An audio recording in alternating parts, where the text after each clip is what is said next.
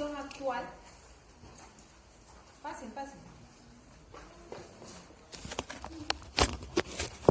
Según la definición actual, se considera como una anomalía que puede ser tanto de la estructura, es decir, del corazón, del miocardio, o también una alteración en lo que es la función.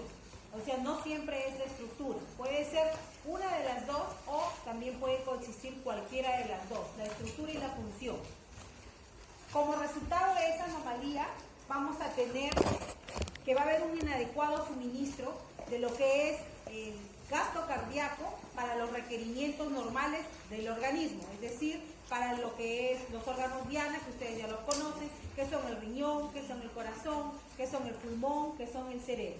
Y por lo tanto, a consecuencia de este inadecuado suministro se puede llevar a cabo con presiones normales, es decir, no es que haya una alteración en la estructura, por lo tanto las presiones pueden ser normales o puede haber una alteración en lo que es la función, alterando o produciendo un aumento de la presión del llenado ventricular. Va a ser un poco difícil.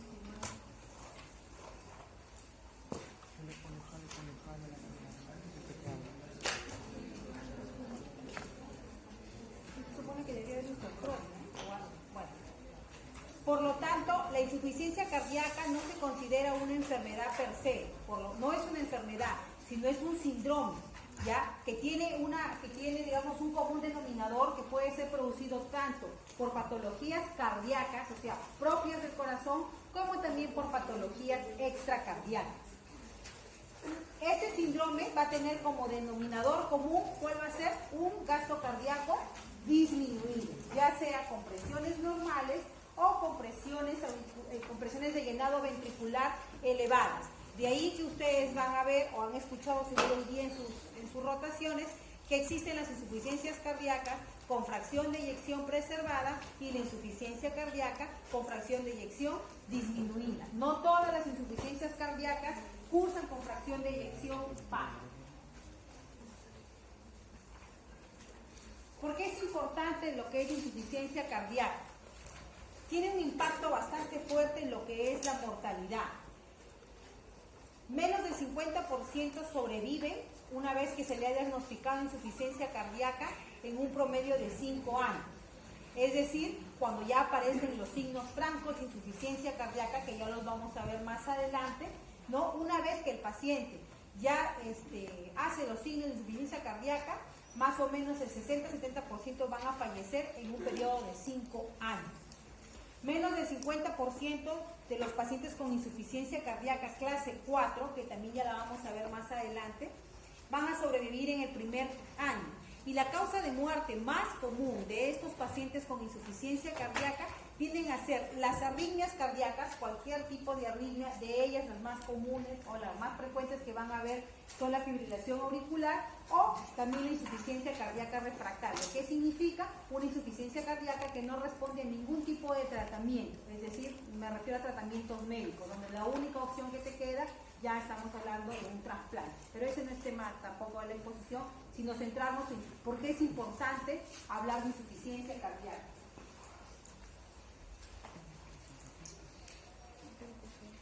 En cuanto a lo que son las causas de la insuficiencia cardíaca, hay un sinnúmero de patologías que pueden llevarlos a corto, a mediano o a largo plazo a poder hacer este síndrome. Si hablamos de enfermedades coronarias, o sea, propias, vamos a encontrar ahí al infarto como la primera causa. Si hablamos de enfermedades coronarias isquémicas, como primera causa vamos a tener lo que es hipertensión. Si hablamos de problemas en el miocardio, cualquier alteración, ya sea que se dilate el miocardio, ya sea que se engruese, hipertrofia, o sea una patología de tipo restrictiva, también nos va a llevar a lo que es una insuficiencia cardíaca. También dentro de las causas están las patologías valvulares, ya sea sobre todo las más importantes, la mitral y la aorta.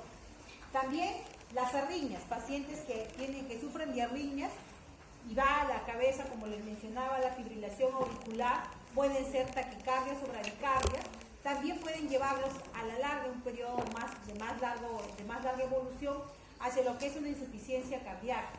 Puede ser una enfermedad en el pericardio, ya sea un derrame pericárdico, una pericarditis constrictiva. Puede ser solamente una insuficiencia cardíaca de un lado, que inicialmente es así. Derecha, ahí tenemos, por ejemplo, alteraciones en lo que es la válvula, es decir, problemas en lo que es la tricúspide, o también lo que es la hipertensión pulmonar. Y lo que es la insuficiencia, que nosotros llamamos de alto gasto, nos referimos a pacientes, por ejemplo, con una anemia sostenida por alguna patología crónica, pacientes con alteraciones de lo que es el perfil tiroideo, y no hablo de un hipo o hipertiroidismo simple, sino de una tirotoxicosis, ¿no? O también los pacientes, por ejemplo, que están en falla renal grado 5 y que terminan haciéndose o creándose fístulas arteriovenosas. A eso le llamamos insuficiencias de alto gasto.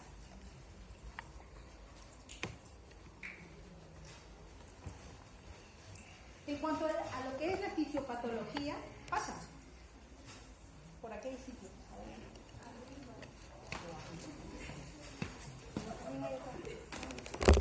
En cuanto a lo que es la fisiopatología, es importante, esto es lo más importante para que ustedes, eso es lo más importante para que ustedes puedan entender en sí lo que es insuficiencia cardíaca. Si ustedes salen claros con el concepto de lo que es la fisiopatología, entonces van a poder entender todo lo que es todo el resto. Se supone que hay un daño, ya les dije, puede ser estructural o puede ser funcional. Estamos hablando de un daño miocardio, cualquiera que fuera la causa de todas las que les he mencionado. Obviamente eso va a llevar, cualquier daño en la estructura o en la función va a originar lo que es una alteración o una disfunción ventricular, porque vimos que finalmente las presiones de llenado pueden ser normales o pueden estar elevadas. Cuando hay disfunción ventricular, se activan los mecanismos, si lo queremos llamar así, compensadores. El organismo trata de alguna manera de compensar lo que está pasando. Lo va a hacer a través del remodelado o también lo va a hacer a través de la actividad neurohormonal, donde van a intervenir el sistema renina-angiotensina, péptido natriurético, en fin, ¿no? Entonces, el remodelado junto con la activación del sistema neurohormonal, lo que van a tratar inicialmente es de compensar ese corazón insuficiente. Por lo tanto, en esa primera etapa, probablemente ustedes no tengan síntomas, no hagan ninguna sintomatología, pero eso no quita que ya tengan un daño o que ya estén camino a, simplemente que hasta ahí son asintomáticos. Una vez que está en la fase compensada, bueno, el organismo se mantiene así, pero también por otro lado va a haber lo que es el daño secundario, que viene a ser todo lo que se produce, el estrés oxidativo, la misma respuesta inflamatoria y finalmente lo que es la apoptosis o la muerte celular. Por otro lado, esos mecanismos adaptativos también se originan o van a originar cambios a nivel, ¿no? O sea, son cambios buenos, pero también originan cosas, digamos, o malos cambios, malos hábitos. No todos siempre, esos cambios adaptativos que en un primer momento pueden ser buenos, luego pueden convertirse en malos. ¿Como cuáles, por ejemplo? La hipertrofia ventricular, por ejemplo. Eso es algo malo. La dilatación también que hace tratando de compensar. Entonces ya vienen todos esos mecanismos mal adaptativos, el daño secundario y supuestamente la primera fase compensada en la que entra el paciente, finalmente empiezan a fallar y empiezan a aparecer los primeros síntomas de insuficiencia cardíaca. El principal y el más importante que el paciente les va a referir es la disnea. El paciente va a llegar por disnea. Y no va a llegar por disnea en un día, 2 días. El paciente lo va a ir viendo en el tiempo. Y cuando ya lo limita es cuando recién va a la consulta. Y finalmente, pues, ¿no? Va a progresar, ¿no? Y puede llevar hasta la muerte, tal como les había indicado en lo que es la epidemiología. Esta disfunción ventricular, obviamente, va a originar, dos alteraciones, tanto que sea en la fase de sístole como en la fase de diástole. Por lo tanto, las disfunciones sistólicas y las disfunciones diastólicas son distintas y cada uno va a originar su sintomatología dependiendo de cuál esté alterada.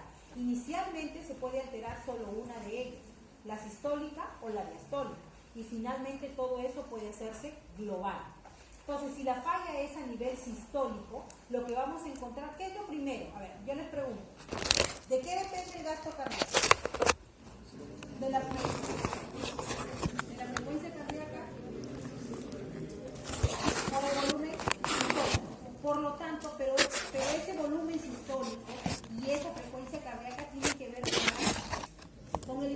inotropismo, ustedes saben las funciones, inotropismo, cronotropismo, vanotropismo, automatismo, es una de las características propias de las funciones, digamos, de las propiedades que tiene el músculo cardíaco. Entonces, cuando se afecta o cuando hay una alteración en el nivel de lo que es sístole, lo que ustedes van a encontrar alterado es la contracción. Es la contracción, por eso va a haber una disminución en la contractividad, es decir, en cuanto a lo que es el inotropismo. ¿Quiénes le pueden dar disminución de la contractividad? Los infartos. Los infartos, generalmente cuando un paciente se infarta, a los días nomás uno le está haciendo un ecocardio para ver cómo está la cinesia, es decir, la movilidad de ese corazón. Puede haber una hipocinesia fecal, puede ser ventricular, en fin, eso se ve. Por eso es que los infartos van a la cabeza como disminución de la contractibilidad. Cualquier patología que pueda originar una isquemia miocárdica o también una miocardiopatía dilatada.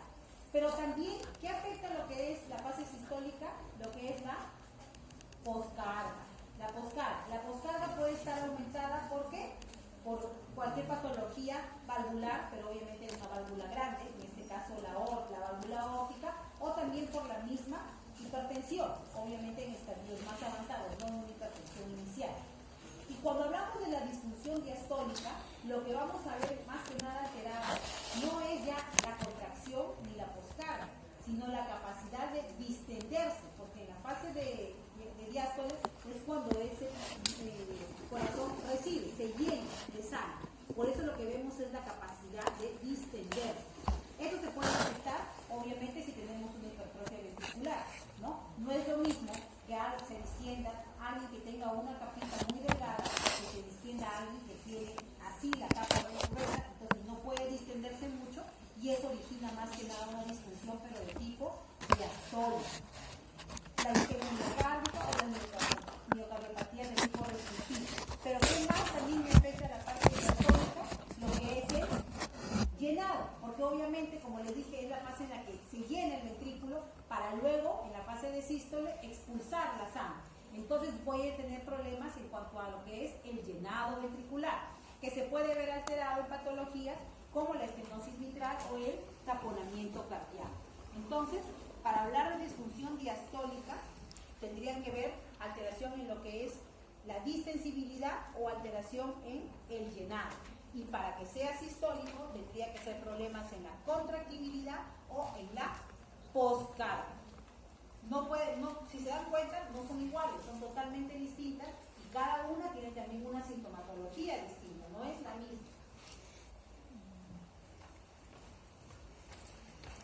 Cuando hablamos de los mecanismos compensatorios, hay 4 tipos de mecanismos. El primero que vamos a ver son los cambios celulares. Los cambios celulares son cambios que se dan dentro de lo que es la membrana y ustedes ya han llevado fisiología. Por lo tanto, saben que el calcio es uno de los iones más importantes en lo que tiene que ver la contracción del músculo. Por lo tanto, lo que va a haber ahí, en la fase compensatoria, va a ser un uso inadecuado de ese cambio. ¿En qué sentido? En el sentido de que no va a haber un aporte suficiente porque la recaptación, es decir, yo como lo capto, no va a estar alterada porque el sistema retículo endotelial no lo transporta. Por lo tanto, al no transportarlo, yo no tengo calcio disponible para poder contraer. Y si se me altera la contracción, el calcio tendría más que ver con una disfunción sistólica o con una disfunción diastólica. Sistólica. ¿Qué más hay? La desensibilización adrenérgica. ¿De quién es exactamente? De los receptores beta. Los receptores beta, porque también tenemos los alfa. Pero en este caso, en lo que es insuficiencia cardíaca, entran a tallar específicamente los receptores beta adrenérgicos. Por eso es que como parte del tratamiento de insuficiencia cardíaca, nosotros les damos, dentro del tratamiento beta bloqueadores, ya sean selectivos o no selectivos, dependiendo del paciente. ¿Qué más va a haber? También va a haber hipertrofia. Los miocitos, las células del músculo cardíaco, se agrandan, crecen. ¿Ya? Y obviamente esto, ¿por qué es? Por el estrés hemodinámico. ¿A qué tipo de estrés me refiero? Obviamente tiene que hacer mucho más fuerza para poder impulsar la sangre. Por lo tanto, no es lo mismo un miocito flaquito que un miocito gordito. Tendrá más fuerza para poder empujar más sangre. Por eso es que los miocitos se hipertrofian. ¿Qué más va a haber? Una reexpresión de proteínas, pero eso ya es a nivel ya muy microscópico. Se altera, o sea, ¿en qué sentido hay reexpresión de las proteínas? Las proteínas dicen, bueno, este organismo necesita más miocitos porque los que tiene no son suficientes, y empieza a eliminar miocitos jóvenes, que vienen a ser miocitos grandes, que no tienen la capacidad suficiente para poder ejercer la actividad de un miocito adulto. Obviamente, ¿qué cambios celulares también van a haber? Muerte celular. Y finalmente, todos esos mecanismos llevan a lo que es el tejido fibrótico. Fibrosis en los espacios intersticiales. Obviamente también entra ahí a tallar la endotelina, que va a facilitar el depósito de colágeno en estos espacios, y el colágeno contribuye más fibrosis. Entonces, todos esos son los cambios celulares que ustedes van a ver. ¿Qué más? ¿Qué otros cambios, o dentro de los factores de compensación, viene a ser lo que son los cambios hemodinámicos? Y eso se resume a dos cosas: o un gasto reducido, que viene a ser sístoles, o un llenado disminuido, que viene a ser la diástole, lo que hemos conversado. Cuando el gasto está disminuido, es sístole, y cuando lo que está alterado es el llenado, eso es diástole. ¿Ya? ¿Qué otros cambios van a tener? Ya empiezan a ver los cambios de los que hablamos, los neurohormonales. Dentro de los cambios neurohormonales tenemos específicamente lo que es el sistema simpático. Entonces, este sistema simpático, como inicialmente va a haber una disfunción, ¿no?, del mismo sistema, eso que al estar disfuncional, ¿qué va a originar? Que hay un incremento de este sistema, de lo que elimina o de lo que produce este sistema. Por lo tanto, hay un incremento de la actividad simpática. Eso se traduce como ¿qué? Niveles elevados de ¿qué? El sistema simpático es adrenalina y noradrenalina. Por lo tanto, voy a encontrar niveles elevados de noradrenalina. Y ojo, que en esta etapa, los niveles de noradrenalina constituyen un valor predictivo de mortalidad. Significa que a más nivel, más alto, mayor es mi índice de mortalidad. Y entonces, este nivel elevado de noradrenalina, ¿cómo se traduce clínicamente? Mayor vasoconstricción, y por lo tanto, ¿qué se eleva? La frecuencia cardíaca. Si se eleva la frecuencia cardíaca, ¿qué se eleva? ¿De qué depende directamente? La frecuencia es igual, multiplicado por qué es igual a qué? Se eleva el gasto. Acuérdense que son directamente proporcionales. No, si fueran inversos, sí, pero estos son directamente proporcionales. Un cambio en lo que es la frecuencia va a originar, por lo tanto, una alteración en el gasto. Inicialmente el gasto trata de ser mayor para compensar, y después finalmente ya cae.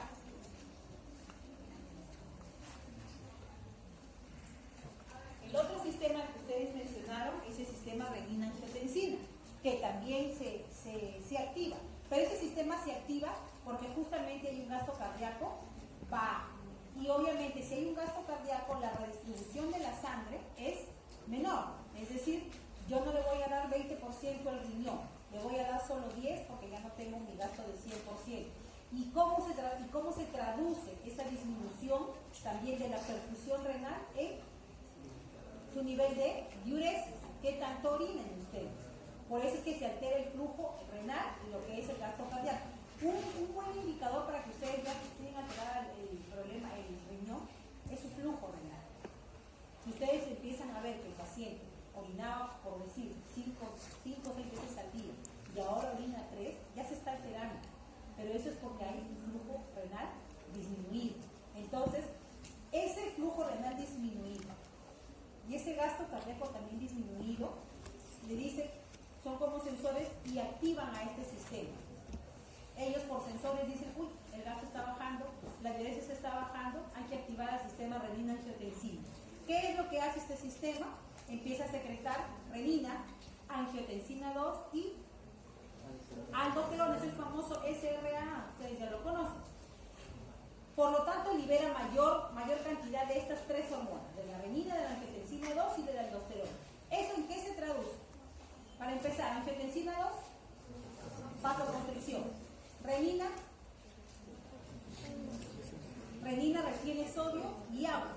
Y la aldosterona aumenta la excreción de potasio y también de magnesio por la orina. Ojo, aumentar una excreción disminución de potasio, ¿qué significa? Obviamente yo voy a perder más potasio, pero ¿qué va a pasar en la sangre con el potasio? El paciente disminuye, hace lo que nosotros conocemos como hipocalemia. Y las hipocalemias pueden originar arritmias letales, como una taquicardia ventricular, como una fibrilación ventricular y finalmente provocar un paro. ¿En qué fase? En diástole. El potasio les ocasionaría un paro en diástole, como el calcio les ocasionaría un paro en sístole, porque tiene que ver con la contracción, mientras que el potasio, como es excreción, también en lo que es, cuando ustedes han visto, cuando han seguido a fisiología, la membrana y los potenciales de acción, ustedes saben que ahí interviene el calcio, el potasio, el magnesio, todas las gomas. Por eso es que el potasio produciría lo que son arritmias de este tipo letal, pero sobre todo a nivel ventricular. Por eso son arritmias letales. La angiotensina 2, también producida por este sistema, también contribuye a lo que es la hipertrofia, la remodelación, ¿no? Y también origina más fibrosis, tanto al corazón, y no solo al corazón, sino también a los vasos sanguíneos, porque todo entra en una remodelación. Por lo tanto, finalmente, esa vasoconstricción sostenida por todos los sistemas que hemos visto, el incremento de la postcarga y finalmente la reducción del gasto cardíaco, es lo que ustedes comúnmente conocen como insuficiencia cardíaca. Por lo tanto, no es una enfermedad, sino es un síndrome producido por en este caso muchos mecanismos celulares, hemodinámicos y neuroendocrinos.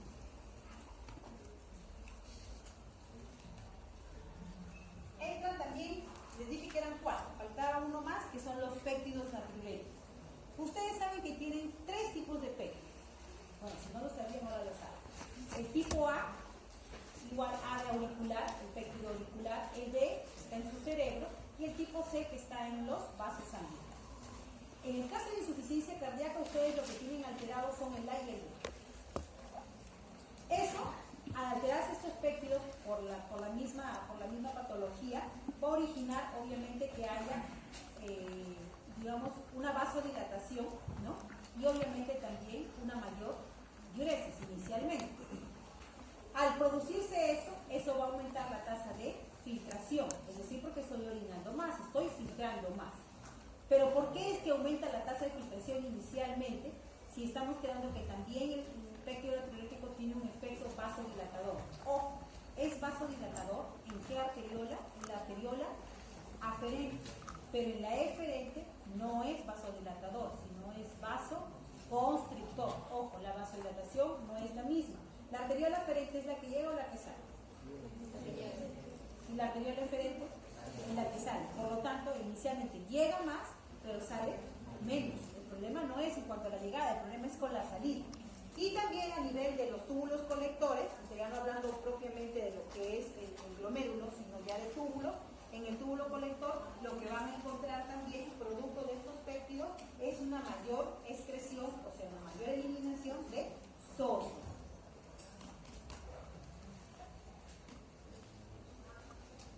También se altera lo que es la hormona antidiurética, o se activa en este caso la ADH, ¿no?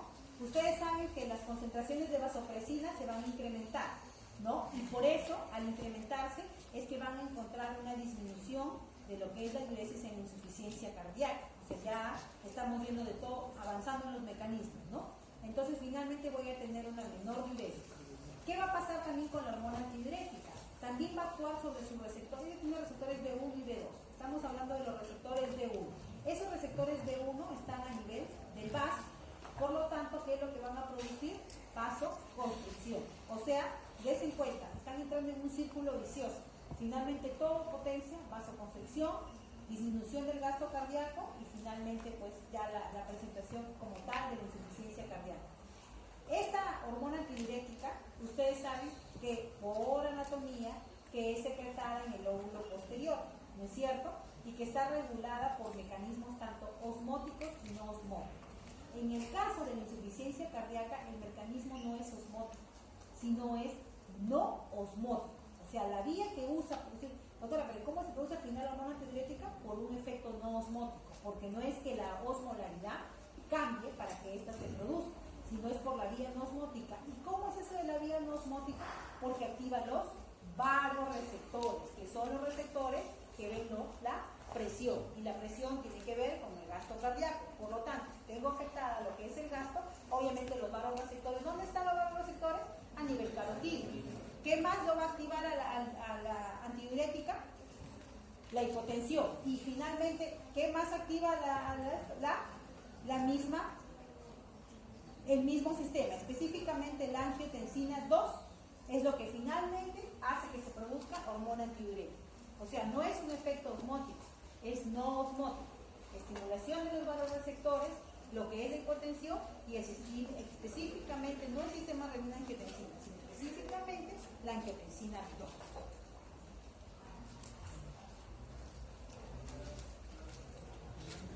Es más o menos el resumen de lo que hemos conversado, ¿no? La respuesta neurohormonal. La respuesta neurohormonal, ustedes saben, se activa el sistema nervioso simpático y se activa lo que es el sistema renina, angiotensina, aldosterona. ¿Qué es lo que va a hacer el sistema renina, angiotensina? Va a producir vasoconstricción y por lo tanto retiene sodio y agua. Finalmente, toda esa activación de ese sistema me va a llevar a está referido como un aumento del estrés a nivel del miocardio. Ese aumento del estrés produce finalmente la hipertrofia. ¿Ya? La hipertrofia es algo que se produce de forma inicial, se produce casi en la etapa final. La activación del sistema nervioso simpático origina lo que hemos visto. También vasoconstricción, aumenta la frecuencia, la contractibilidad y también origina un efecto de cardiotoxicidad directo. Por lo tanto, las necesidades de oxígeno son mucho mayores, que junto con el estrés oxidativo originan una disminución de la contractibilidad. Es decir, esto es sistólico, más el daño de los miocitos, finalmente todo eso, junto con la hipertrofia que es diastólico, o sea, aquí tienen el diastólico versus el daño sistólico, la suma de los dos van a originar finalmente lo que es el remodelado. Por eso son las bases o los mecanismos de remodelado del ventrículo, de los cuales se vale para poder compensar inicialmente y sea sintomático y después ya empieza la sintomatología como tal. Clasificación para la ICC, hay múltiples clasificaciones. Una de ellas es, por ejemplo, la insuficiencia cardíaca de novo. ¿Qué es de novo? De novo significa de nuevo, de reciente diagnóstico, de reciente aparición. Se considera así, en la cual aparecen inicialmente los síntomas, cuando empieza el paciente con aritmia, con fatiga. La crónica es la más común, porque es la que se produce en el tiempo, ¿ya? Y hay la crónica reagudizada, que se produce en el 75% de los pacientes que padecen ya de una insuficiencia crónica y que por algún mecanismo se descompensa. Por eso es crónica reagudizada, porque la mayor parte de los pacientes viven en esta etapa. Pero esta se reagudiza porque, si yo les digo, un paciente con un ICC que haga una neumonía, entra aquí, en una insuficiencia crónica reagudizada, porque no es que se ha descompensado por el corazón o por el mismo problema cardíaco, sino se descompensa por una patología, digamos, fuera de o extracardíaca. Se llama reagudizar. Otra clasificación, la que se desconoce, la común también, la insuficiencia cardíaca derecha, la izquierda y finalmente la suma de las dos, que es la biventricular o la global. Ojo que inicialmente, ¿cuál es la que aparece? ¿La derecha o la izquierda? La derecha. Luego, por mecanismo, afecta a la izquierda y finalmente el corazón se hace totalmente insuficiente. La otra es la ICC, que se clasifica en estadios evolutivos. Hay 4 estadios, A, B, C, D. En el estadio A es cualquier paciente que esté en riesgo de desarrollar una insuficiencia cardíaca. Ojo que para eso no necesariamente tienen que tener, como ya les dije, un daño en la estructura, sino basta con que tengan un daño en la función de su músculo cardíaco. Pero es un paciente que tiene riesgo, pero no tiene ni síntomas y tampoco hay una enfermedad cardíaca estructural, o sea, no hay algo que lo condicione. Ese es el estadio A. El estadio B es cuando ya presenta este paciente, sí tiene una enfermedad en la estructura, ¿ya? Pero sigue sin síntomas. En el estadio C tiene una enfermedad cardíaca en la estructura y ya empieza a tener algunos síntomas, ¿ya? Y finalmente el estadio D es la insuficiencia cardíaca ya refractaria, es decir, la que no responde al tratamiento con YECA, con beta-bloqueador, con diurético, no, ese no responde, por eso es refractaria a tratamientos habituales, que son los tratamientos médicos que nosotros sabemos y les damos a los pacientes, tratando de compensar cada una de las fases, y ya requiere intervenciones especializadas. Aquí hablamos hasta de trasplante cardíaco, hasta eso podemos ir con insuficiencia cardíaca. Otra clasificación que ustedes la han escuchado según la NIJA es la clasificación de acuerdo a la clase funcional. Ustedes han escuchado lo que es clase funcional. Hay 4 clases. La clase 1 es un paciente que no tiene ningún problema para realizar una actividad física o su vida de forma habitual. Su vida habitual no le produce ningún malestar. Esa es clase A o clase 1. Clase 2 es un paciente que a alguna actividad física que antes no tenía problema y ahora le origina una leve limitación, pero es asintomático en el reposo, o sea, él en el reposo no tiene nada, se echa, se acuesta y no tiene ninguna sintomatología. En la clase 3 es un paciente que ya tiene una limitación bastante marcada y que incluso altera ya lo que es su ambiente, ¿no? Su trabajo, ¿no? Pero igual también en reposo se mantiene aún asintomático. Y finalmente la clase 4 es el paciente que ya tiene disnea en reposo, es un paciente que ya hace la disnea en reposo tal cual. Es más, él en reposo y en actividad igualito es. Es más, en actividad tiene mucho más sintomatología, pero en reposo ya la tiene, a diferencia de las otras clases en las que no hay alteración. ¿Cuáles son los signos y síntomas de una insuficiencia cardíaca? Si el problema es ventrículo izquierdo, ¿no? ¿Qué es lo que van a encontrar lo primero? Es disnea. La disnea es falla o síntoma de una falla izquierda. Es el síntoma más común de todos los síntomas, es el más común, ¿ya? E incluso el más importante en los pacientes que tienen insuficiencia del lado izquierdo. Igual, como en la clase funcional, puede progresar lentamente hasta llegar a hacerse una disnea en reposo, donde ya consideraríamos un paciente en clase funcional 4. Aparece también lo que es la ortopnea, ustedes ya saben. La ortopnea es la disnea en decúbito, ¿no es cierto? Es decir, el paciente que no tolera estar en un plano de 180 grados, ¿no? Sino que tiene que colocarse 1, 2, 3 almohadas, porque si no siente que se ahoga, siente que se fatiga, siente que le falta el aire. La disnea paroxística nocturna, que también ya lo han visto, es aquella sensación de falta de aire que despierta bruscamente al paciente en la noche cuando está durmiendo. Ojo, por eso es nocturna, no es en el día, es en la noche. El paciente se acuesta tranquilo y se despierta y siente que le falta el aire, que se ahoga, que se muere. Esa es la disnea paroxística nocturna. Y finalmente otras sintomatologías pueden ser la tos. ¿Qué es una tos? También que no es productiva, es una tos seca y generalmente es nocturna. Porque como tos podríamos pensar en otras patologías, porque tampoco la tos no es solamente respiratoria, también existe la tos cardíaca. Y ahí tenemos el ejemplo a que nos referimos con la tos cardíaca. Finalmente, o casi final, ¿qué síntomas encontraríamos en falla del ventrículo derecho? Ingurgitación yugular, todo lo que es derecho. Ingurgitación yugular, edema, hepatomegalia, el reflujo hepatoyugular, ¿no? Y la hipertensión venosa portal. Todo eso es derecho. Y finalmente, ¿cómo hago el diagnóstico clínico de insuficiencia cardíaca? Existe la famosa escala de Framingham, que ustedes ya la deben haber escuchado, o los criterios de Framingham. Framingham dice, para considerar insuficiencia cardíaca tienen que tener 2 criterios mayores o, dice, un mayor y 2 menores. Así. ¿Y cuáles son los criterios mayores? Disnea a la cabeza, como le digo. Disnea paroxística nocturna o la ortopnea.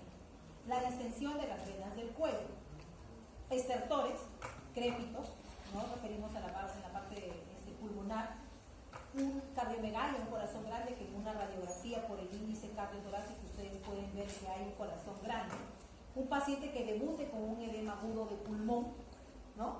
El galope por un tercer ruido, ¿no? Aumento de la presión venosa, eso solo lo podrían medir si el paciente tiene un catéter venoso central, es la única forma de que lo puedan medir, de otra forma es difícil que hagan la medición. El tiempo de circulación más de 25 segundos, nos referimos al llenado, y el reflujo hepatoyugular también es considerado un criterio mayor. Y dentro de los criterios menores, tenemos dos edemas. Pueden empezar, a ver, el edema cardíaco generalmente empieza de los miembros inferiores hacia arriba, va contra la gravedad.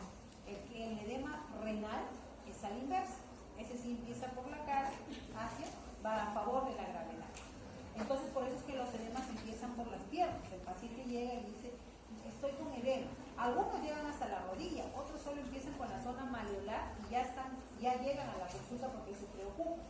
La tos nocturna, la disnea de esfuerzo, la hepatomegalia, puede haber también derrame pleural, disminución de la capacidad vital a través de ya pruebas de espirometría, otro tipo de pruebas que ustedes le puedan hacer, y la taquicardia, ¿no? Que puedan encontrar en el paciente. Pero son criterios por eso son menores, son criterios que podrían abarcar otras patologías, no necesariamente un problema cardíaco. Por eso están